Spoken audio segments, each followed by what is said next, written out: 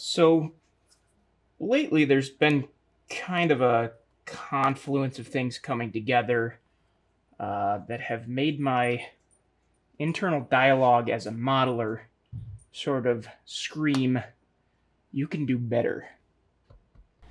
There's really like three things that happened. I started playing around with the idea of changing my season to be late fall instead of at peak. I put together an entire album of all my late fall photos on the Finger Lakes, and some of them really have started to speak to me as far as how I want to model, how I want to do my scenery, and those sort of things. And the third thing that happened was I just stumbled across a couple of really great scenery videos, and one of them was from Andy Dorsch.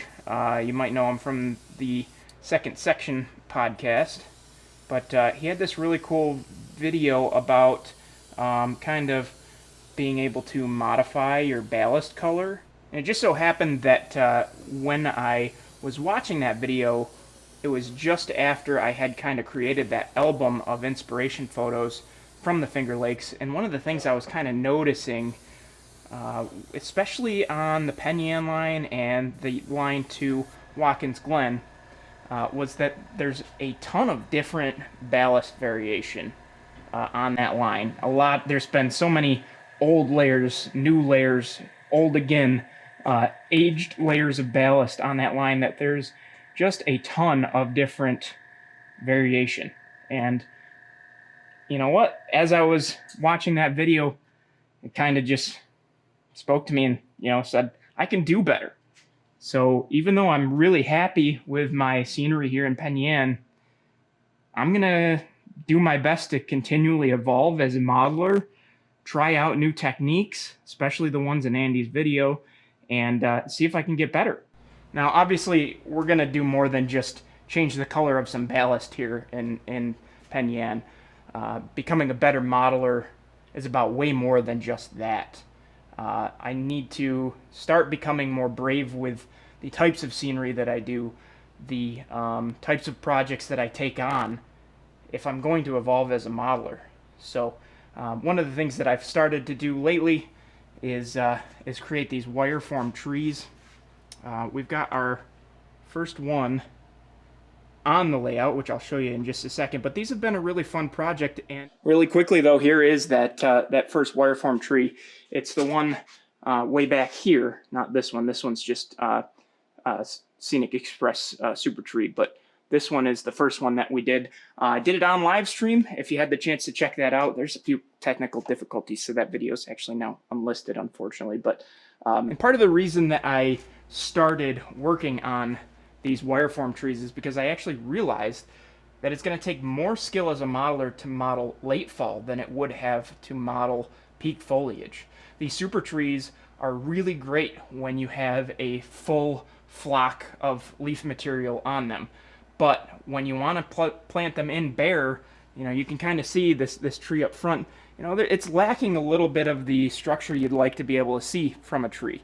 The wireform trees, on the other hand, you can really bend those and make them look like a real tree, like they've got air inside of them. And so, yeah, I think I'm going to be doing a lot more of those. The super trees won't go away completely because I just don't have time to model every single tree as a wireform tree. But part of evolving as a modeler, getting better, is going to be challenging myself to make a lot more of these wireform trees. They work out great. So these trees are kind of what sparked me to make this video. As you can see here, they test your patience as far as what you're willing and able to endure for a quality product in the end. If you would have told 2016 Paul that he'd be sitting at his workbench not doing a decoder install or anything electronic, but building a custom wire tree, he probably would have laughed at you. That was a skill that I don't think I ever would have imagined having the patience to complete. But here we are. I've met a lot of people, both online and in person, that have shaped me since then into the model railroader that I am. And, through positive feedback and also critical feedback. That's all very, very important. But it's because of those people, because of the model rating YouTube community, that I now feel like I am a competent enough modeler to take on these types of things. And that's why it's also important, if you're trying to become a better model railroader, to find that type of community for yourself as well. The type of person that's going to be open and honest with you might not always be what you're looking for, but they're important. They help to shape you as modelers. And having friends who are willing and able to not only give you feedback but also help you is also super important. This is a good time for me to give a shout out to my good friend Rob at Fairport Logistics. He's been a massive help for me. The Seneca Lake scene would not be what it is without his help, without him sort of helping guide me through the process, allowing me to bounce ideas off of him and that sort of things. So having people like that is absolutely critical to again becoming a better model railroader.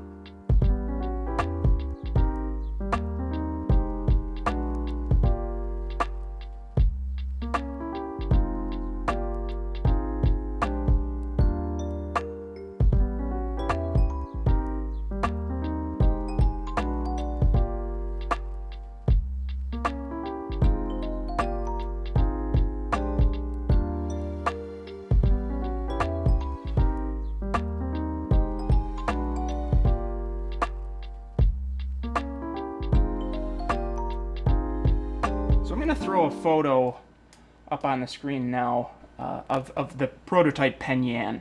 I had a chance last November to actually shoot a Finger Lakes train there on a Saturday of all days. Really lucked into it. But one of the things that really spoke to me about that shot was as we mentioned earlier, the kind of variation in ballast color and all these crazy things. But the second was in late fall, how prominent loose leaf litter is all over the place, and in particular the turnout right in the downtown section of Gang Mills that I model. The leaf litter inside of the gauges was just filled to the brim, and this is something I've never seen really modeled before, but I really, part of becoming a better modeler is trying new things, developing your own techniques, not just following the advice of others. So we're out here trying things. This is just a little bit of Scenic Express leaf litter stuck in between the gauge of the tracks. I can't go quite as heavy with the leaf litter as the prototype shot was, just because I don't want things to be getting up inside the trucks of my locomotives. I want to be able to hopefully clean track without having things get loose and fall off eventually. And I think by just slightly reducing the amount of leaf litter that's in the gauge, I'll be able to avoid that. But I still get the vibe that photo kind of creates. The next thing here is obviously we are missing that great big Morgan's Grocery, which is a former Pennsylvania railroad station. Part of, again, becoming a better modeler is going to be scratch building that sometime in the future. I got to go out and measure it eventually, so it's not going to be anytime soon, but that's a project that I'm willing and desire to take on in order to keep pushing my skills forward. Now, part of becoming a better modeler, I think, is realizing when some of your past experiments have gone awry, and I think that's kind of the case here in Penyan as well, as far as the weathering of the track work has gone.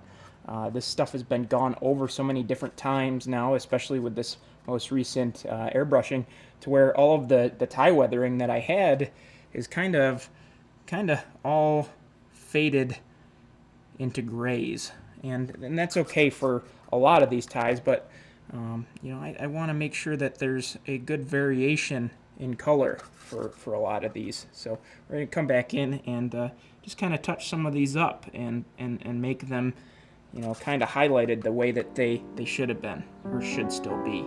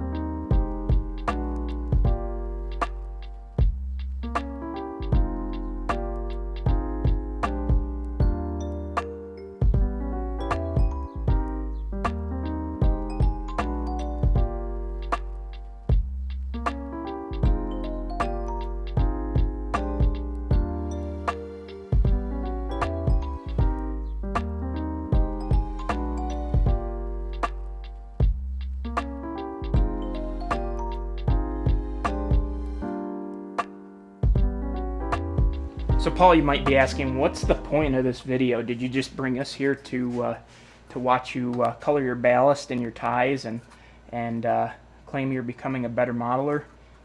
Well, not really. I'm kind of hoping that you guys are seeing me here trying to evolve, trying to learn new techniques and develop my own style and inspire you guys to do the same thing. There's a lot left to do here in Penn. We're not done by any means. The layout itself still has miles more to come. But here in Penn, we've got an entire building to scratch build. We've got this entire area behind the tracks that's still yet to be detailed in the scenery. There's a bunch of different little details that I want to be able to do. You know, in that reference photo, you'll see a big stacks of ties and rails right next to the tracks. You know, more trees, all these other things that are going to need to be done. And in order to do that photo justice that's inspired me so much, I've got to become a better modeler. And I hope that by making this video and taking you guys along for the ride as I've done just a little bit of it, I'm inspiring you guys to do the same thing. Become better modelers, try different things, learn from each other like I've done from Andy's video, but also try new things yourself. Don't be afraid to try new things yourself. Most of this stuff is easily repairable, renewable, like I'm doing with these ties after I've gone too far with different colors. You know, you can see they come right back to life. So don't be afraid to try new things. And if you're interested in learning more from me, be sure to subscribe. There's plenty more of this to come, and I'd really love to have you guys along for the ride. So take care, everybody.